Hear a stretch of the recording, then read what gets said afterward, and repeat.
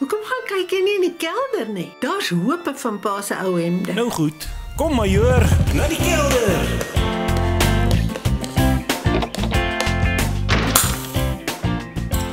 So ja, dis koud hier onder, hè? Laat ons nou bietjie sien. Hier's een wat dalk sal werk. Kyk, dis al oupa Barend se ou goeters. Kom ons kyk weer 'n bietjie daardeur. Hy het altyd sulke interessante stories daaroor vertel. Hier's byvoorbeeld die graaf wat die oseaan gegrou het, of die spesiale blaasbalk wat 'n storm kan optower. Die windbuks wat gewysig is om met die krag van 12 perde te kan skiet.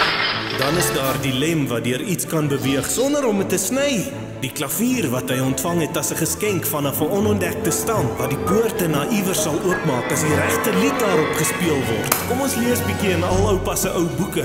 Die ensiklopedie vir die verkenner. Dis 'n boek wat hy geskryf het oor sy ontdekkinge in die aardrykskunde, die wetenskap en die towerkunste. En hierdie is een van sy dagboeke vol avonture. Duidelik was daar so baie dinge wat hy nog wou bereik. Dit voel of hierdie leë bladsye my vra om hulle vol te skryf. Wat sou jy daarvan sê, Blazinski? Met jou aan my sy kan ons enigiets vermag. Moet ons nie dalk ook oupa se werk voortsit nie?